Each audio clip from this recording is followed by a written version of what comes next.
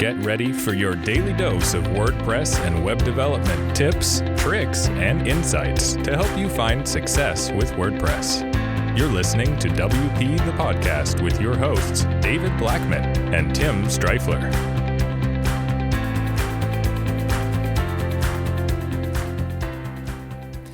Hey everyone, welcome to another episode of WP the Podcast, brought to you by WP Gears. I'm Tim Streifler, and my co-host David Blackman is out for the time being, taking some much-needed time off. He will be back with us soon. Today, we are talking about 3 retail principles that you should mimic in e-commerce. So yesterday we talked about 3 retail principles that you should not mimic in e-commerce. So go back and listen to that if you haven't already.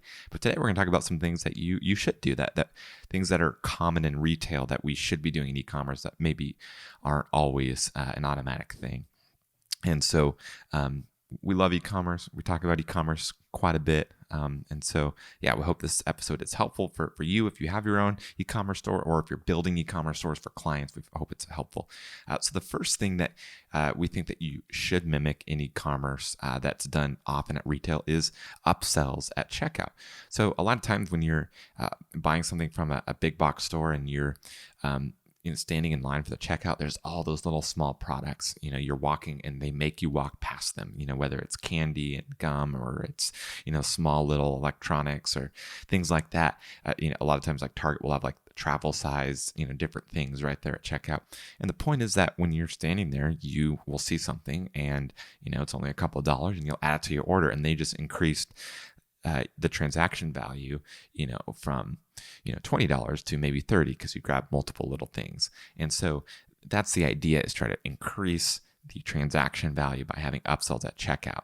And so you see that a lot, or even when you get up to the checkout person, they'll ask you, oh, do you want to add this to your order, or whatever. And so you see that a lot in retail. It's kind of an automatic thing. Some stores do it a lot better than other stores. But that's something that isn't done very often in e-commerce, but it totally should, is having upsells at checkout.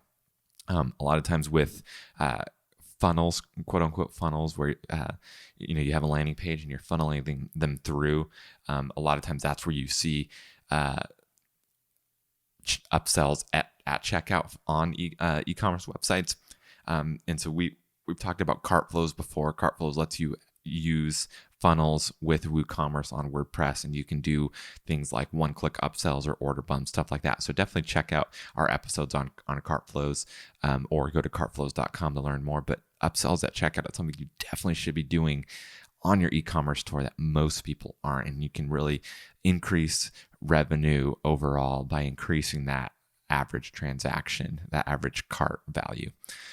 So that's the first thing. The second thing that you should mimic in e-commerce is, quote unquote, having someone that's right there if you have any questions. And so essentially, when you're in a retail store, you'll have salespeople. If you're there looking for a while, they'll kind of come by and say, "Hey, is there anything you need? Any questions? Let me know. I'm here if you have any questions." And that's really great, having that personal touch, someone that's there to answer any questions. And so you can do that pretty easily on an e-commerce store by having a little chat box that when they're on your store for a certain amount of time, a little chat window will pop up and say, "Hey, I'm Tim. Let me know if you have any questions about the products on our site." And so most people will ignore it. They'll close out of it, but they know it's there. And so they can click it if they do have questions. And it's a great way to answer questions while people are shopping. They don't have to go to an email or find your Facebook to ask a question. It's right there. And you're encouraging them to ask questions, so that a lot of times you can get some of those objections out while they're still on your site. And then they can end up buying because they're able to get their questions answered right there in the moment. Obviously, you need facilities to do that. You need people there that can answer the chat, but it's a fairly simple way to have a more personal touch to get your prospects' questions answered, so that they can buy right there in the moment. So that's a great thing that you should mimic in e-commerce.